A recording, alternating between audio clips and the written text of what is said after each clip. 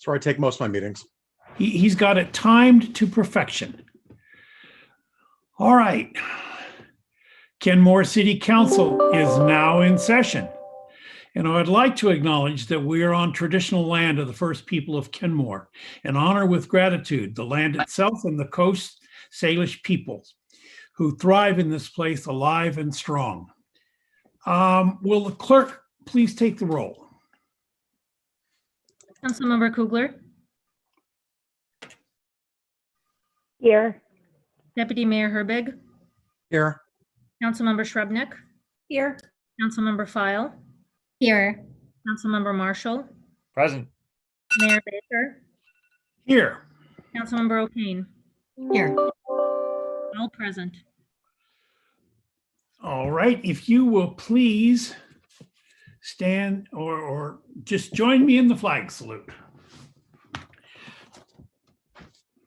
I pledge allegiance to the flag of the United States of America and to the republic for which it stands, one nation, under God, indivisible, with liberty and justice for all. All right. Next item on the agenda is the approval of the agenda. If there are no objections, the agenda will stand approved as written. Next item on the agenda is a proclamation. Whereas American women of every race, class, and ethnic background have made historic contributions to the growth and strength of our city and nation in countless recorded and unrecorded ways. Whereas American women have played and continue to play critical economic, cultural, and social role in every sphere of life of the nation by constituting a significant portion of the labor force working inside and outside of the home. Whereas American women have played a unique role throughout the history of the nation by providing the majority of volunteer labor force of the nation. Whereas American women were particularly important in the establishment of early charitable, philanthropic, and cultural institutions in our nation. Whereas American women of every race, class, and ethnic background served as early leaders in the forefront of every major progressive social change movement. Whereas American women have served our country courageously in the military. Whereas American women have been leaders not only in securing their rights of suffrage and equal opportunity, but also in the abolitionist movement, the emancipation movement, the industrial labor movement, the civil rights movement, and other movements, especially the peace movement, which create a more fair and just society for all. And whereas despite these contributions, the role of American women in history has been consistently overlooked and undervalued in literature, teaching, and the study of American history. Now, therefore, I, David Baker, Mayor of the City of Kenmore, on behalf of the City Council, do hereby proclaim March as Women's History Month in the City of Kenmore. The city makes this proclamation to celebrate all women and as an affirmation of the city's commitment to honor the contributions of all women in the past and to support the women who contribute to our future. Next item on the agenda is citizen comments. We want to welcome our community members to the council's meeting. In this forum, the council cannot engage or dialogue with the public because during this segment, the primary role of the council is to listen. All comments must be addressed to the mayor and the city council. Please use the raise hand feature right now if you wish to speak. I'll acknowledge your request and call your name when it's your turn. Your time will start when we confirm that we can hear you. Please state your name, city of residence for the record, and keep your comments to the allotted 3 minutes. Your time cannot be granted to another, and your clock time will not be reset unless there are extenuating circumstances and the presiding officer has expressly allowed it. Screen sharing is not allowed. You are welcome to submit materials to the council or clerk in advance. This meeting is being recorded. Thank you for taking the time to express your comments. At this time, I see John Peoples and David Morton with their hands raised, and I'll take them in that order.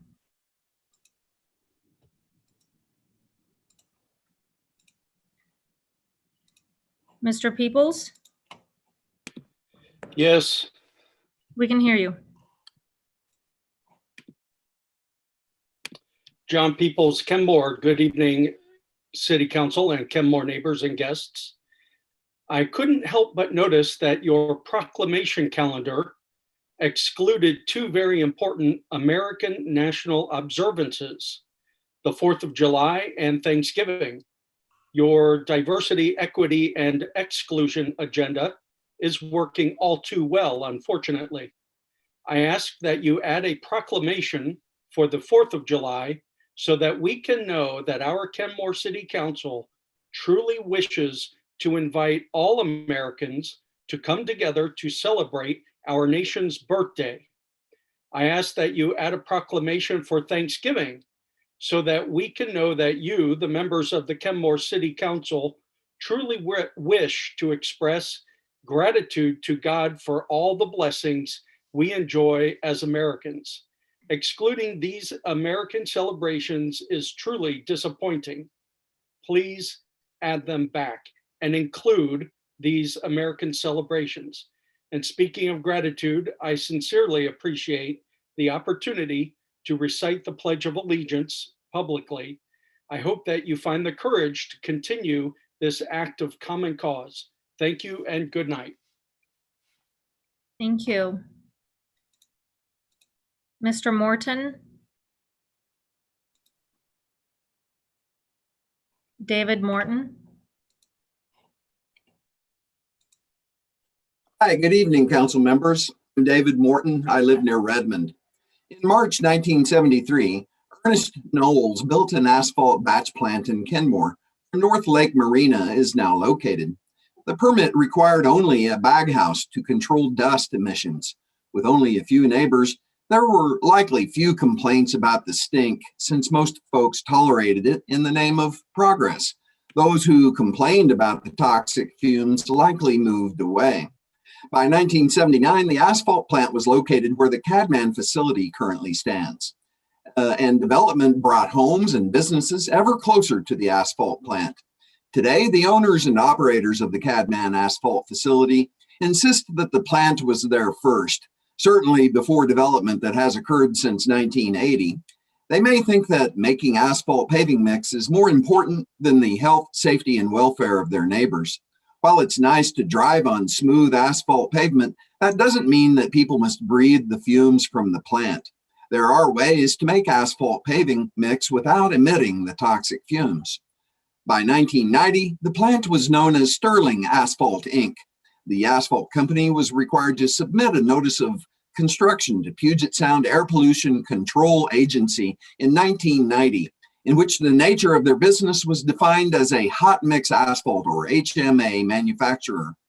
Now, 30 years later, the Cadman asphalt facility in Kenmore is still considered to be an HMA facility by its regulatory agency, Puget Sound Clean Air Agency, or PSCAA.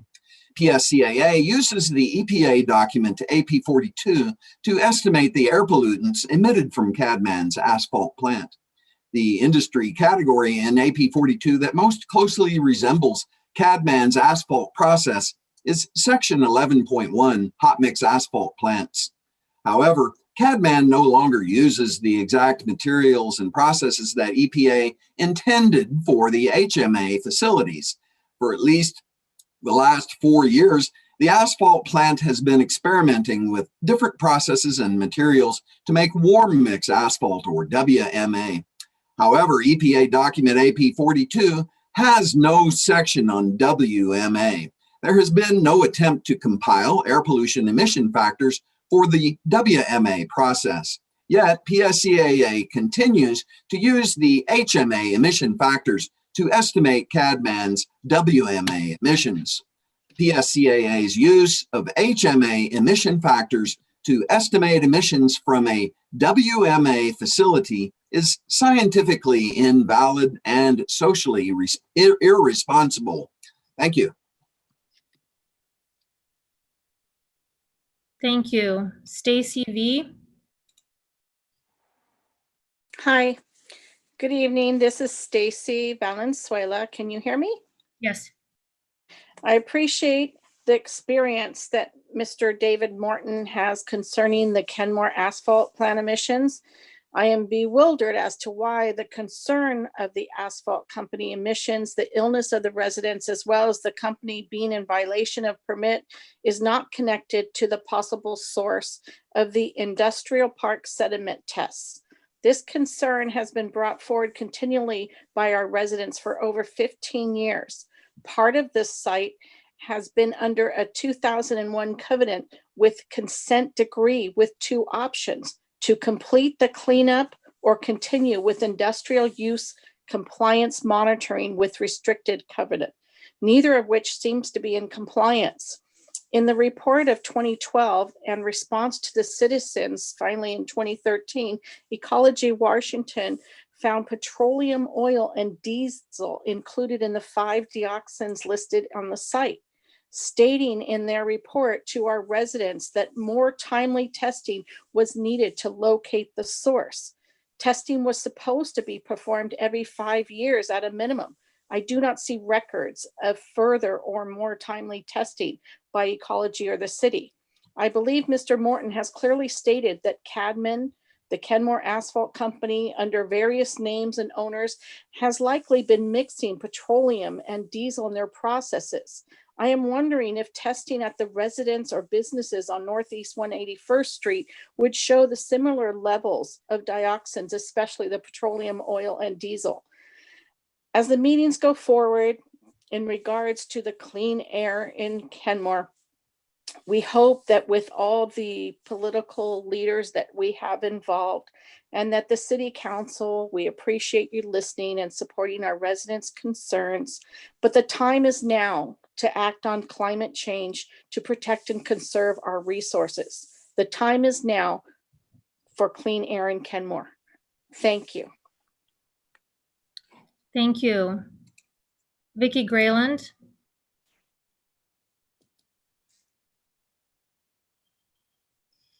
Hi, I'm Vicki Grayland.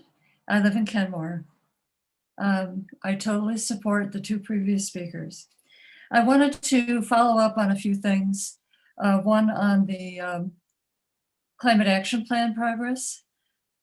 I remember that in the greenhouse gas assessment document that the city published a couple of months ago, I pointed out that the asterisk after the industrial output was missing. The asterisk that former council member Milton Curtis had requested, and I believe the rest of the council members had agreed to, and that was that that particular number was not accurate because it was not measuring the greenhouse gas materials that were coming in by truck. It was only measuring the PSC materials. So I'd like the city to please follow up on that, and please make sure that that is part of the greenhouse gas assessment. If we don't have accurate base material and honest and true base material, we will never solve this problem correctly.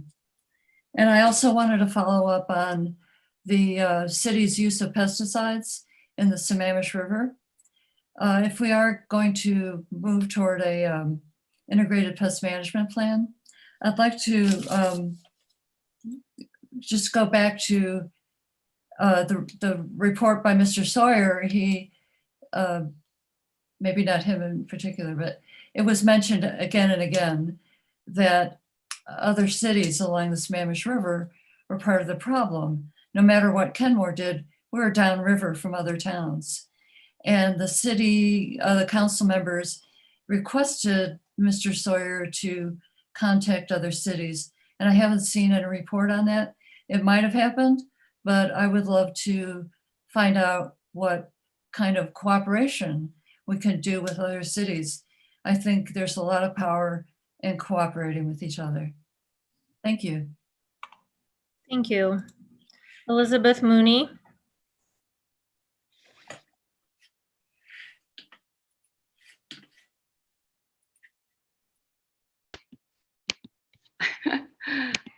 Can you see me? Oh, there. Hi. Hello. Hello. Hi, council. Hi, staff. and Anastasia. Thank you for keeping us all going in this Zoom world. My name is Elizabeth Mooney. I hope you can hear me okay. Yes? Yeah. Thank you. You matter and Kenmore matters and the environment matters so much to me that I am trying to make sure while taking care of grandchildren and family that I can help you all make the changes that we need to protect our salmon at our Kenmore shoreline, our shoreline from heavy industry that's been there too long, our clean air, our clean water, our healthy environment for our citizens and our animals and plants, and the economy of Kenmore. We are neighbors to Bothell, Lake Forest Park. I'm president of PERC, People for Environmentally Responsible Kenmore. PERC is part of the fairly newly organized Kenmore Clean Air Coalition, which began its efforts 1 year ago when COVID hit. I want to support what Vicki Grayland, David Morton, and Stacy Valenzuela just said. And I want to let you all know, if you don't already, that thanks to our coalition, we are working with the city, with the citizens, with the state agency, Puget Sound Clean Air Agency, with even the company Cadman that puts forward and out these emissions that we want to know the ingredients of. But thanks to working with the city and our consultants that you hired, and thank you, council, for directing staff to look into Cascadia, we will be meeting on March 11th at 10 a.m. Bridget Baker has arranged a Zoom link, and we want to invite all of you and all of the public to take part in achieving transparency about what Cascadia and the other consultants have learned in their investigation of the air and the pollution and the asphalt pollution and everything that's coming out of all their investigation and their professional work. So if you're interested, we have a Zoom link. We plan to share that either by calling me or emailing me, or we'll put it on the PERC site.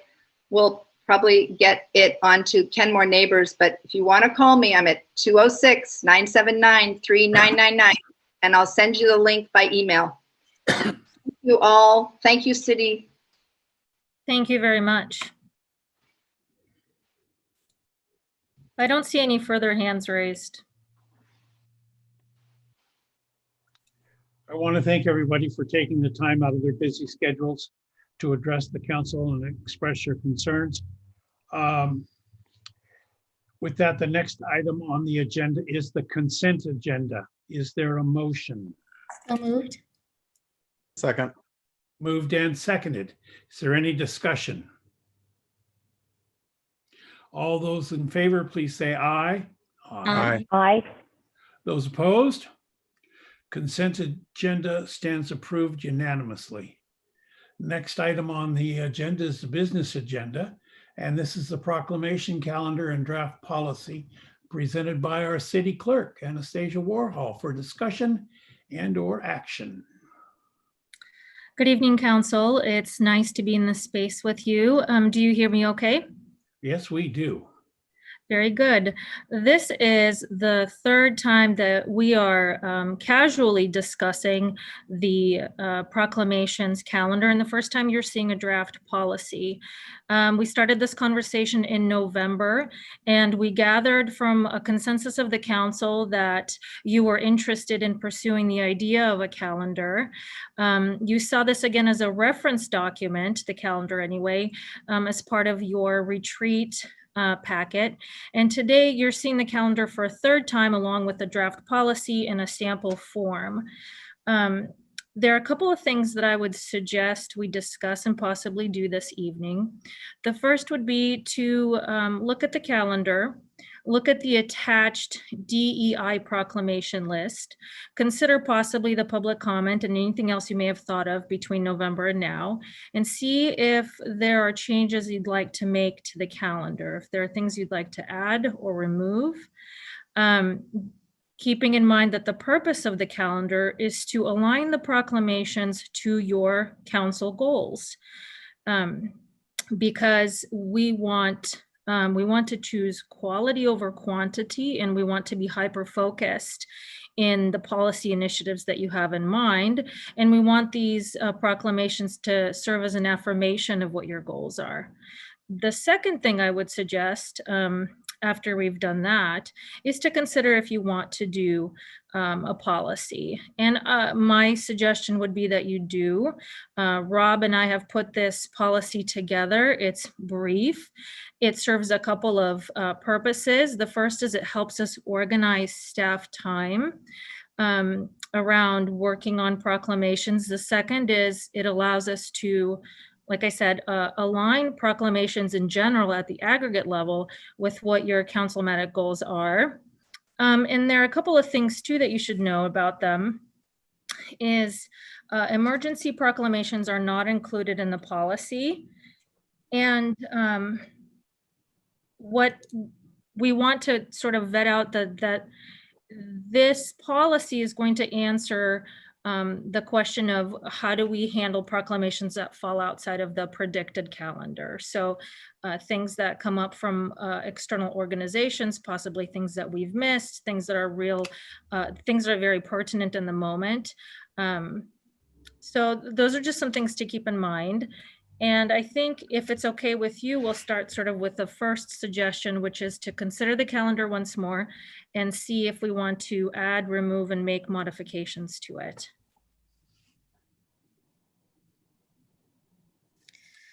Councilmember Kugler?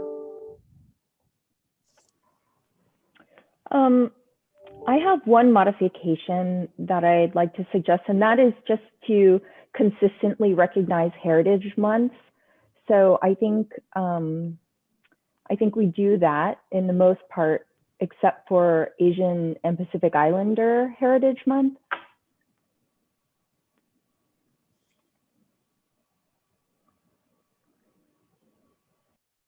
I'm taking notes, and I don't know how you want to handle this. If we want a consensus of the council on all these suggestions, I'm just taking it as if everyone is approving of that. What do you think, Mayor? I'm seeing people are approving of this. So that one I think we should add. Councilmember Shrubnik? Well, I mean, I certainly flagged that one on the DEI list as well. Are we going to go through the DEI list separately, or I'm not sure of our process. No, I think that we have all seen the DEI list. Okay. And we're now looking to see if there's anything that's glaringly missing. That would be the one that I flagged. Wonderful. Councilmember File. And so I do appreciate the Heritage Month, and I really would like to see an Asian Pacific Islander awareness. A third of our population is and identifies as Asian Pacific Islander, according to the 2019 census. So I think it's important to do so. And I think I just want to reflect on this out loud so our community can hear this. There's a difference between recognition, when we recognize important, meaningful days and our state's history, our local history, national history, and a proclamation. A proclamation usually is also recognition that also includes action. I would like to add, just to finish up, a proclamation for Disabilities Awareness Day. And I think that's really important. Peers of Washington had reached out last year and a few other members with the Washington State Disabilities Rights Association. That was important to them. They had just kind of missed a late ask. So in acknowledging their ask, I would like to make sure that we do have that on our agenda.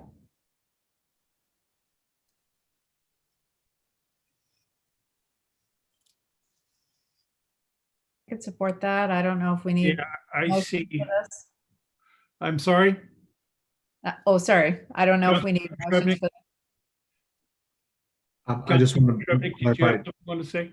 I just want to make sure, is that the Disability Independence Day in July? Is that the one? Yes, it is. There's actually two different times of the year. One's in kind of October-ish, but this works too. So I think it would meet the ends meet, and I would really welcome the opportunity to work with organizations and see if we can bring something forward. I see general agreement for the July date. Yep, okay. Anyone else?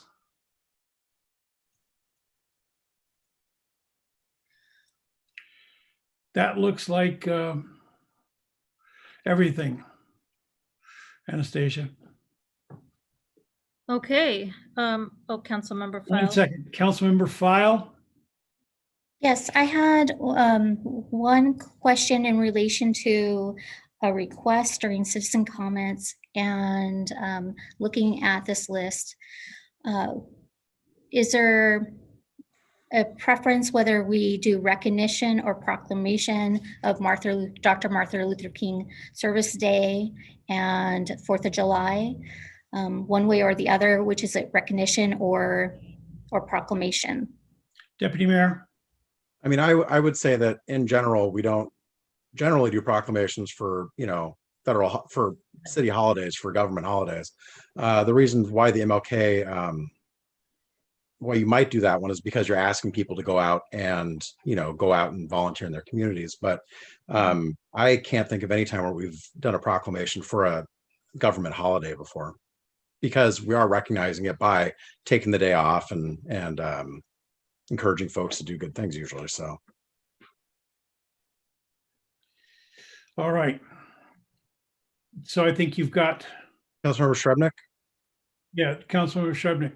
Yeah, I had a similar thought, particularly when we had the public comment, and I wonder if we can carry that thought maybe into the policy discussion when we get to that part, because that might be something we'd add in the policy of, we don't do proclamations if it's already a recognized holiday. Good idea. All right. So my takeaways are that the consistent message here is that the council would like to see Asian and Pacific Islander heritage recognition as a proclamation and disability awareness slated for July. Those are the two additions we have to the current presented calendar. Right. I'm still playing the foreground here, but Rob is in the background, and so he's going to catch any questions on the policy that you might have that I can't answer. But I think we'll move on to that. It's brief. It is a unique concept to municipal government. There are cities that already do this. Just as an example, City of Newcastle, City of Sequim, for example, they have proclamations, calendars, and policies. So what we have is pretty straightforward, and it asks us to sort of coalesce our proclamations and try to map them out at the beginning of the year, but it answers the question of what to do in those instances where we can't. Is there any discussion, questions? Deputy Mayor. Yeah, my only real question here is sometimes we have things that pop up, and it's not necessarily an outside group with something, but it might be, like when Principal Sherwood was retiring. I think that was probably, I wouldn't be surprised if that was, the mayor's or Rob's idea kind of a few weeks ahead of time. Or somebody turns 100 or somebody has their 60th wedding anniversary. We've done things for that for people when there's a big kind of event in somebody's life. We've done that from time to time. And that's not necessarily something that somebody would know to come and ask us for, but it might be something that a council member or Rob or somebody may have an idea for. I'm not saying I want to encourage a bunch of off the cuff council member proclamations, but I think there's a place for kind of those special one-off events that happen. And I don't know how we would address those. And they're pretty irregular, but I think there needs to be a way to kind of address those somewhere in there. And another way sometimes of saying that is almost a certificate of recognition, to issue a certificate of recognition, which, yeah, we can either add that into the policy, or that could just be a separate avenue that people take. Well, I mean, we've named, I mean, like you can see on the proclamation list, like we named a day, we gave, you know, Principal Sherwood a day. You know, we've done that here and there. But I don't think we were planning a year ahead of time when she was coming up to retire. I don't think we knew a year ahead of time that she was going to retire. And when you're making a day after somebody, that's usually a proclamation, right? So I think there might need to be a way to address those really kind of rare occurrences and special occurrences that pop up through, you know, from time to time. Yeah, the same happened with the band director. Councilmember File. I would actually recommend just similar to a proclamation request, a recognition request form. It could be online, and it could be related to a special event or occasion. I think this fits in with what Deputy Mayor Herbig was recommending versus proclamation, because it's really about celebrating those major milestones of community members or events that occur and happen within our community and for community members and organizations. Would that work with everyone? It seems like a healthy pathway.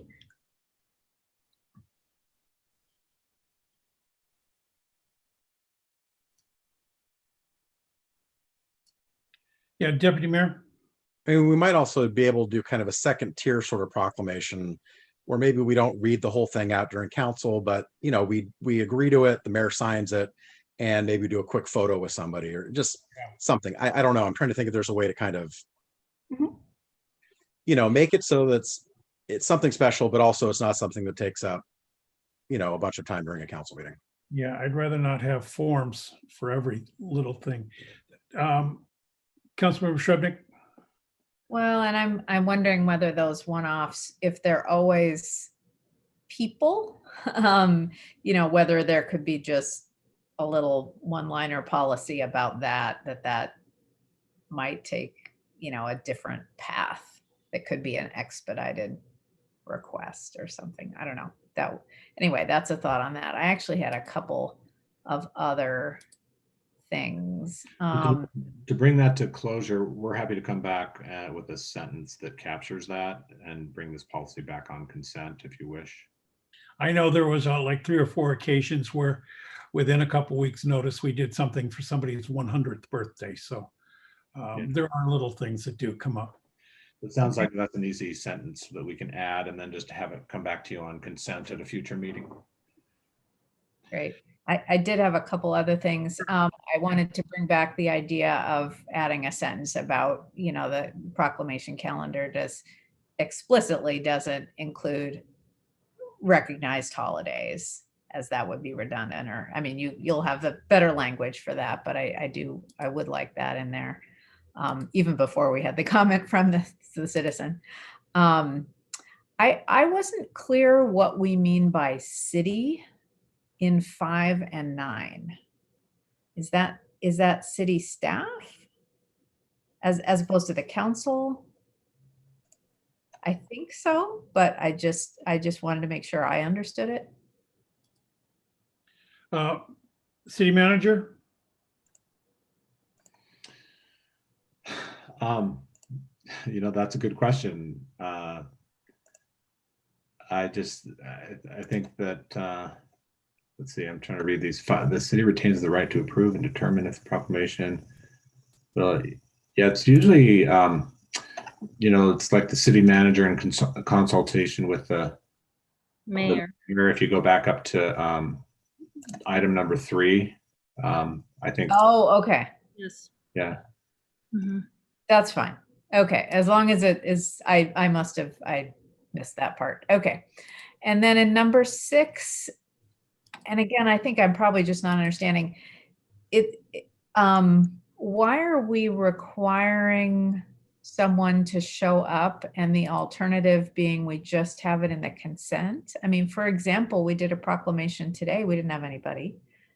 So that seems a little heavy-handed to me. I have a thought on that. Okay. So tonight's proclamation was a city-initiated proclamation. So it's a city-initiated proclamation.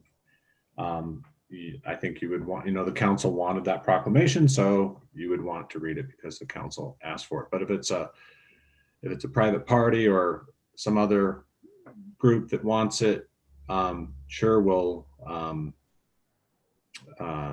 do the proclamation for them. But if they're not willing to make the effort to show up and be there for it, then maybe we should just put it on consent. Yeah, I guess my feeling is that if we as a city are saying, yes, we want to recognize this, then I don't know why there would be a distinction between city initiated and other initiated. I mean, we're putting our stamp on it either way. So I don't know. Yeah, that, I don't know, feels a little inequitable. Councilmember File. I have a couple thoughts related to Councilmember Srebnick's discussion that she shared. If we were to adopt important proclamations related to diversity and equity and inclusion and special recognitions, if you just shove those documents somewhere, it's kind of akin to showing a whole lot of privilege, saying that, oh, we've checked the box, we've published the work and we checked the box, but it's done. There's a lot of importance to community who connect to important proclamations that shed light to important events and occasions and very important issues on race, culture, equity, and awareness, and addressing key social economic issues. I think it's really important that we are deliberate with our actions and reflect in a healthy way with our community. I understand it takes a little bit of time, but here we are, a city that hadn't had a practice of really standing up together with our community in connection on diversity and equity issues and via proclamation. So yes, it's different in the amount of time, but in comparison to other cities, we're just a little bit behind the curve. And I think it's important that we both stand and value our words and our commitment to the work. Personally, that's kind of where I'm at. And the last thing I wanted to say is, so we have the veterans recognition, and of course, veterans recognition also, our proclamation goes hand in hand with Veterans Day. So I wouldn't want to exclude the federal holiday because it's a holiday. And again, it's recognizing the hard, dedicated work and efforts of those who have served in the line of duty, away, and at home, protecting our country, and honoring their families and lives lost and served. So I just want to wrap up there. Thank you. Deputy Mayor. So kind of getting back to what Councilmember File was just saying, I think that any of the ones that we adopt as part of the DEI schedule that we're talking about here would be ones that we would read, and because those are, again, like Rob was saying, council requested ones. So I don't think that should be a concern, because I think that any of those that the council selects would be covered. And I was flipping through the calendar, and I definitely don't see anything related to Veterans Day or veterans in the last 3 years here. So I'm not sure what exactly Councilmember File was referring to, because I'm not seeing anything there. I know we're working on some sort of, memorial or some sort of physical way of honoring folks, but I'm flipping through the last 3 years of proclamations, not seeing anything related to that. So Can I- Last- That's again a federal holiday. Right. And City manager, Well, I could be wrong, but I could have sworn you guys did a Veterans Day proclamation last Veterans Day. we did. And it says here on it, and the calendar for proclamations 2021, in November, honoring veterans, and then there's a comma, and the next line down is Native American heritage. So I think those are 2 separate proclamations. And for whatever reason, it didn't make it on the longer calendar, but it was really important to our community, and a large number of people did show up, socially distanced, of course, but it was very meaningful. And I really want to continue that. And it's an important thing to our community. So I think it's a great way to connect to our community, stand together with our community, and really walk hand in hand. Councilmember File, please wait to be recognized before you jump in. I have a list going. Councilmember Kugler. Thank you. First, I wanted to say that I really appreciate the city clerk and city manager putting together the policy. I think that proposing something consistent, clear, with advanced planning is going to help us all do a better job. So I'm really in favor of the policy. I wonder, as part of the policy, if we could maybe have some bullet points that identify our philosophy, and maybe it's called a purpose or something else that sort of defines what we think proclamations should entail. And I have some suggestions, things like they should reflect inclusiveness rather than exclusiveness. They must have citywide relevance and significance. They should honor, celebrate, create awareness of an event, special occasion, cause, or significant issue.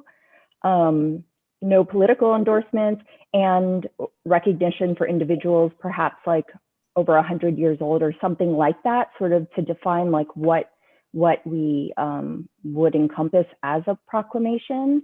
And then one very minor language recommendation is just to clarify on the form. It says it needs to be submitted 3 weeks in advance. I might recommend saying just like at least. If the idea is to get it beforehand, make sure to say like at least 3 weeks in advance, or maybe even be more specific, like 21 days in advance, rather than 3 weeks. Councilmember O'Kane. Just related to Veterans Day, one thing, November is National Veterans Awareness Month.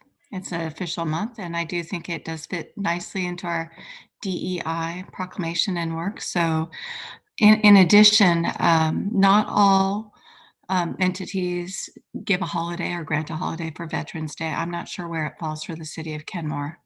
But I know for Port of Seattle, for example, we work on Veterans Day.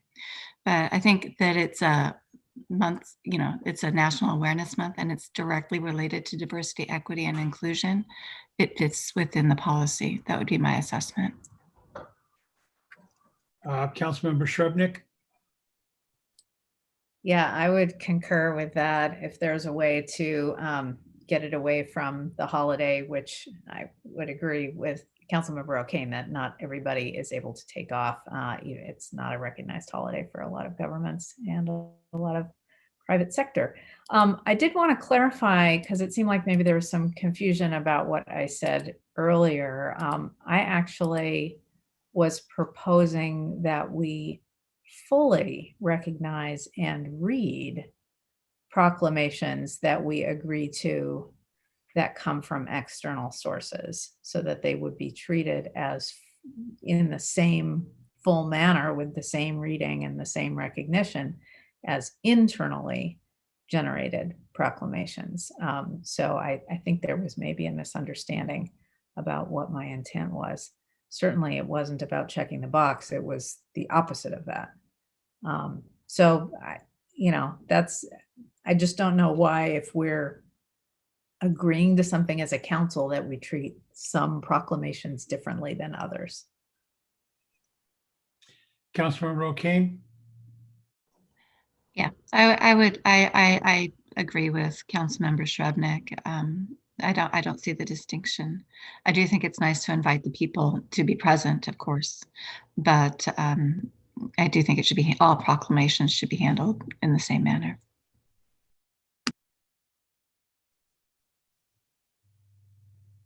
Any further discussion on this?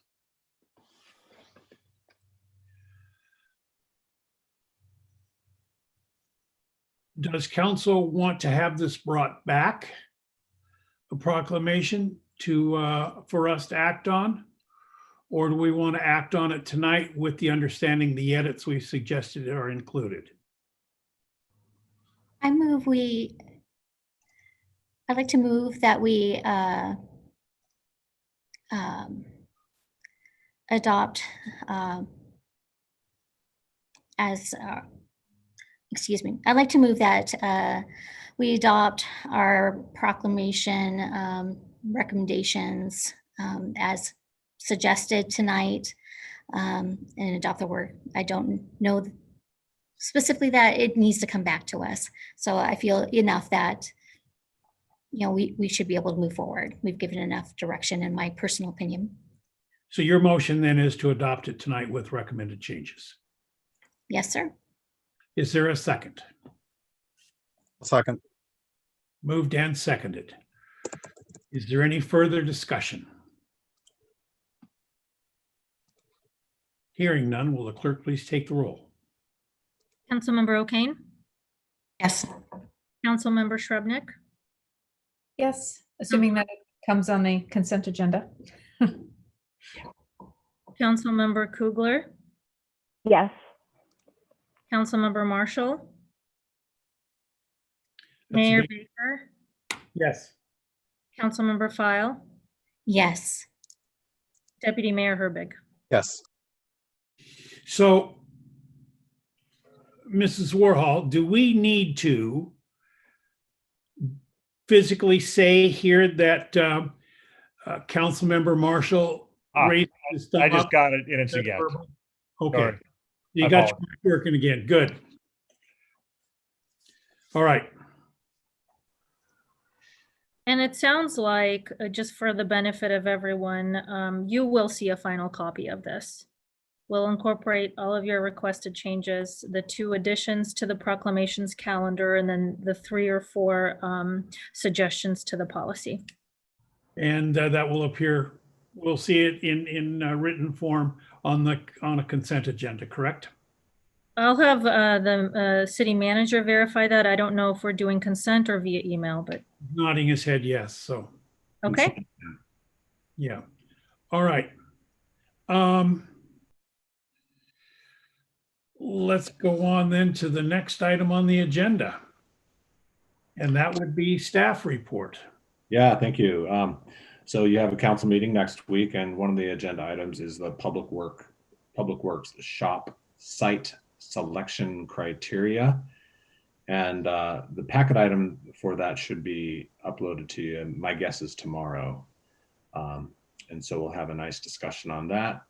And we'll do a news release a little bit later this week announcing that this specific item will be coming forward for your discussion. Also, we're keeping an eye on the Federal American Rescue Plan Act, which looks like it's going to be approved and probably signed by the president sometime this week. That includes $65.1 billion for cities. We're what the act calls a non-entitlement city. It doesn't mean that we won't get money, but what it will mean is because we're a non-entitlement city, the money will be funneled through the state. And so the state will most likely create additional rules and restrictions on the funding if the past is any indication of the future.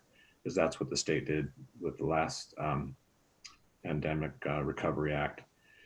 So we're going to be watching this closely, seeing what the state requires of us, and then we'll be coming to you in the future on how to spend the money. So stay tuned. Isn't there stiff federal penalties for states that don't pass it through to cities? I'm not sure. I don't know. We don't have any reason to believe that they wouldn't pass it through to us, but I know that the state has in the past, added additional rules and hoops we have to jump through to get the money. So we'll want to know what those are, because that will actually affect how we recommend the money be spent. All right. Council member reports and comments. Council member O'Kane. I have 2 items today. First, I'd like to start by thanking you, Mayor Baker, for opening with the tribal land acknowledgement. It's a powerful way of showing respect and honoring the indigenous peoples of the land which we work and live and thrive today. So thank you very much for doing that. It's very meaningful. And on another note, I am on the VIII Council and our Salmon Recovery Council, as you all know. And on the 18th, I'll be on the agenda during comments. And I will be sharing with the VIII Council that climate action and environmental stewardship has risen to the City of Kenmore's top priorities, and be reaching out to them for regional support towards salmon habitat restoration in our waterways that are located in Kenmore of, North Lake Washington and the Sammamish Slough, seeing what we can do to raise awareness and come together and visibility on what we can do in Kenmore. In addition, I'm working with Jason Mulvihill-Coons of VIII to work on bringing funding, federal community funding, to the Kenmore area as well. And we presented a few project possibilities for the City of Kenmore for him to be working with to bring funds to Kenmore on this incredibly important work, given the critical state our salmon are in today. So that's my update for today. Thank you. Councilmember Marshall. Hopefully by the next meeting, I'll have more specific information for everybody on the good news that the North Shore Senior Center is going to have some form of meal distribution available in Kenmore at the Rhododendron Park branch. So I'll try and get that for everybody by next week. That's really good news. Thank you. Councilmember Kugler. Just one short update. You might have heard it during your one-on-ones, but I had a chance to attend the Kenmore Business Alliance meeting through the Kenmore Bothell Chamber, and they held a presentation with the manager of the upcoming lodge at St. Edward's State Park, and they are set to open May 7th, so very soon. They're very excited, and they're starting their hiring process. So hopefully there will be some jobs, and some local people, residents will take advantage of that. Councilmember Shrubnik.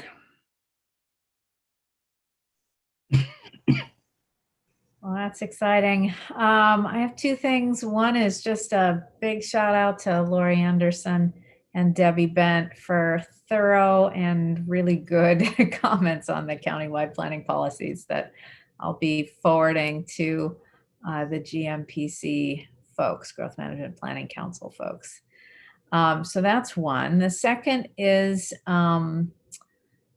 that I, if you remember from the retreat, Karina and I, Councilmember File and I had agreed to do a Health and Human Services resource guide and to do the kind of the background work for that. Well, I did a little background work and came to the conclusion that we might want a slightly different approach. So wanted to, and that would be a simplified way to reference some existing materials through our website, our city website. But because that will be a modest ask of staff, I'd like to bring that topic to an agenda item because that's how we want to do things. And so I want a second on that idea and an agreement that we will, I mean, if y'all agree to bring it forward for an agenda item. All right. Councilmember File. Well, first, I'll just say I personally want to second Councilmember Shrevenick's request and see that topic come back to another agenda in the upcoming future. But I wanted to discuss a few things. I'm hearing some concerns from some community members again surrounding the intersection of 84th and Simons Road. And I understand we've worked really hard on these issues of traffic safety, speed, visibility, yet there is some continued concern. I know an additional meeting occurred this last week, and I want to see if we can come together with these community members in this neighborhood to address some of those concerns and see if we can do a reduced speed zone in this area, or a street stamp to show slow moving traffic ahead for those turning lanes. The traffic structure has changed a bit there. I think we need to be mindful and compassionate and work together. There has to be some sort of a solution. Even with the low amount of traffic we have right now, it's going to change here soon, probably come fall, right? When schools reopen, maybe winter. So I'd like to see what we can do to come together with a workable plan, a creative solution that can help address these concerns and improve safety. Other than that, I attended several meetings over the last week, and one of those was together with the Sound Cities Association and King County Seattle Public Health. And they are looking for churches to become host sites as part of the COVID vaccine delivery process. And so Kenmore is kind of a dry desert for COVID vaccine. It's going to be a little while before they can connect such programs, but they're looking for churches to apply to become a host site. And they'll go through an evaluation and assessment of what that would look like, and does the church site meet those expectations. So it seems like an opportunity that could work for some parts of our community. I don't know if the city manager would want to have the city take that over, or if it would be fine for myself to reach out to our religious leaders and create some awareness about the program. So I will need some direction there. And tomorrow in the Senate Housing Committee, Senate House Bill 1083 is going to be getting a hearing at 8 a.m. And that's the bill that will improve outcomes for relocation support for those persons who otherwise live in mobile homes, and if they are having to be relocated. It's certainly an opportunity to create better outcomes for our community. It fits our criteria. And if there are no objections, I would like to provide testimony for that tomorrow morning.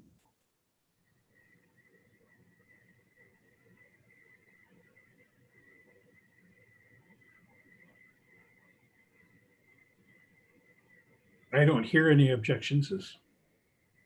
Mr. City Manager? Yeah. Great. You want I've, to move yeah, Brianna?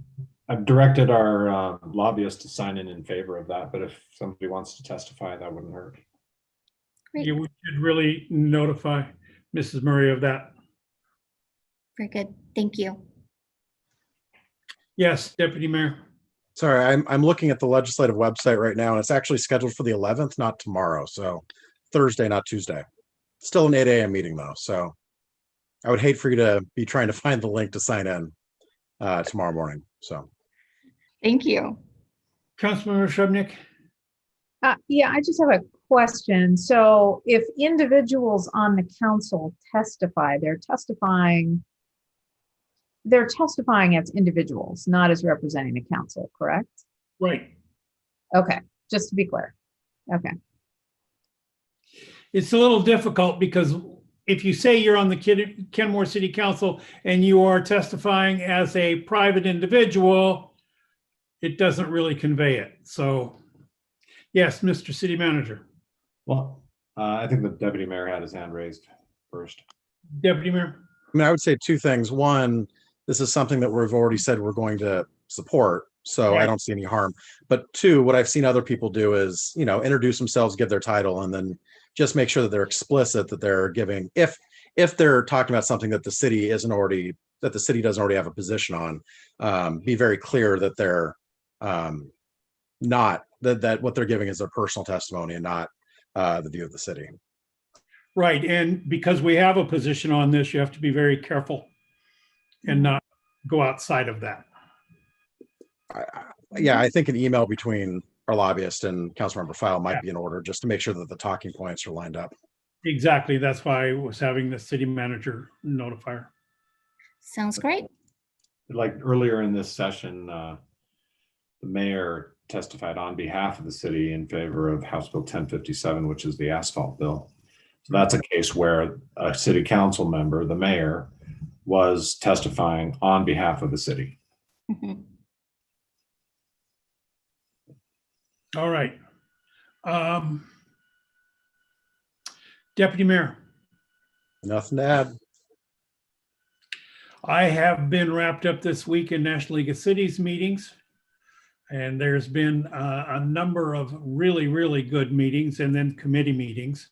So very happy that at least we're getting to do that. And I think Councilmember O'Kane, if you will remember 1 year ago, this Thursday, well, actually 1 year ago right now, we were there, we were involved and doing things. So did I see your hand up, Councilmember O'Kane? Yeah, let's just try to keep I doing apologize. this Yeah, back and I just wanted to follow up on Councilmember File, and maybe I didn't hear it. Councilmember File, did you receive the direction that you were seeking regarding working with our religious community and COVID site setups from our city manager? I just didn't recall that. Thank you, Councilmember O'Kane. No, I didn't. I was hoping that he might follow up afterward, but it is a good opportunity. We do have a big gap on the north end of the lake, and they did reach out to me today, and they highlighted that fact as well. So it would be nice to be able to connect to our religious leaders in the city of Kenmore. But I wouldn't want to overstep my role as, a council member versus, maybe the city would rather take on a task. just some clarification, who reached out to you today? Omar with Seattle King County Public Health. Interesting. Okay. Yeah, I mean, I just wanted to find out what the county wants to do. So far, we're not involved in vaccinations at all, other than getting good information out. If you want us to get involved in citing vaccination facilities, let me know. I'd rather just let the county handle it. Yeah, and we do have at least 3 sites in Kenmore that are doing it. Deputy Mayor. Yeah, I personally don't see any harm in a council member connecting, a church with another government agency. It's not, The city's not doing the work. So I don't see any harm in that connection getting made myself. Yeah. No, There- but I want to run it by Patty Hayes first, so we'll see. Councilmember File. Just to finish that topic, what they're looking for are introductions and to share that information outward, creating those connections so that the churches then can follow through if they want to. So it's more of a tapping in and tap out. Sounds good. All right. Thank you. If there's nothing more to come before us, Councilmember Shrevenick, we've got to stop this going around. I come around to everybody. Well, I had, in my Yeah. comment, I had asked, whether we could have a motion to bring a topic to the agenda item, and we got a second. Councilmember File said she agreed with you. That's two people. That's enough to bring it back. Oh, that's. It's not under the rules. Isn't Yeah, I it? didn't think that was. No, under the rules, there has to be a consensus. Exactly. The chair has to determine that there's a consensus or a majority to bring it onto an agenda. Otherwise, we could just have two people bring up anything and get an Yeah, agenda that's item the placed. way- And that must have gotten changed. Thank you for that clarification. we clarified that when we redid the rules. Yeah, Right. is there any objection bringing this back? So it's being brought back. Thanks. There's no further stuff come before the council. We're adjourned. Thank you. Thank you. Night, everyone. Happy Good night. Thank you. night. Good night. Shamahay.